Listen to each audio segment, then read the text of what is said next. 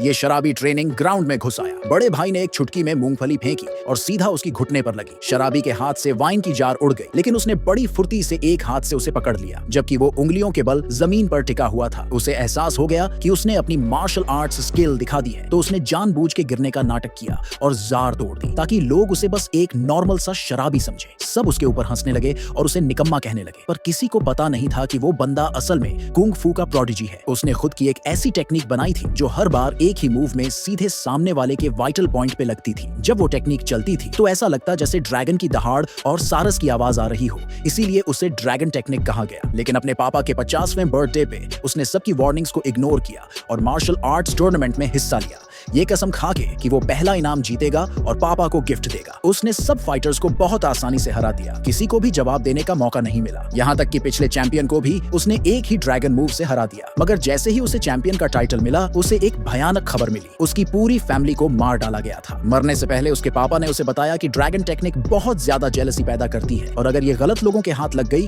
तो पूरी martial world में बवाल मच जाएगा। उन्होंने उससे कहा कि वो मैनुअल को लेकर गायब हो जाए और फैमिली की आखिरी नस्ल को बचाए। तभी से वो शराबी अपने पापा की बात मानते हुए अनजान जिंदगी जी रहा है। उसने कभी अपनी टेक्निक किसी अनजान के सामने दोबारा इस्तेमाल नहीं की, जब तक कि एक मार्शल आर्ट स्कूल के मालिक ने उसे दया दिखा के अपने घर में जगह नहीं दी और अपनी बेटी का रिश्ता उसके साथ तय कर दिया। 10 साल ऐसे बीत गए जैसे पलक झपकते ही। स्कूल के बाकी लोग उसे तुच्छ समझते थे और हमेशा नीचा दिखाते थे, लेकिन उसकी बीवी जानती थी कि वो अपने पापा से किए गए वादे को निभा रहा है, इसलिए उसने कभी उसे नीची नजरों से नहीं देखा। एक दिन जब वो और नहीं सह पाई तो उसने अपने बड़े भाई से सीधा सवाल किया कि वो उसके पति को हर वक्त क्यों तंग करता है। भाई हंस पड़ा और बोला कि ये शराबी स्कूल में आए दिन से कुछ नहीं कर रहा, भिखारी जैसा भी नहीं बन पाया, और अगर वो उसकी बहन का पति नहीं होता तो कब का उसे बाहर निकाल दिया गया होता। लेकिन उसकी बात पूरी होने से पहले ही स्कूल के मेन गेट पर जोरदार धमाका हुआ। वो दुश्मन आ गया था जो सालों से इस स्कूल को चुपचाप दबाव में रखे हुए था। सब कुछ इसलिए क्योंकि लड़की ने कभी उससे शादी करने से मना कर दिया था और उस शराबी को चुन लिया था। अब वो आया था सब कुछ छीनने जो भी उस फैमिली के पास था। ये सुनकर बड़ा भाई गुस्से में फट पड़ा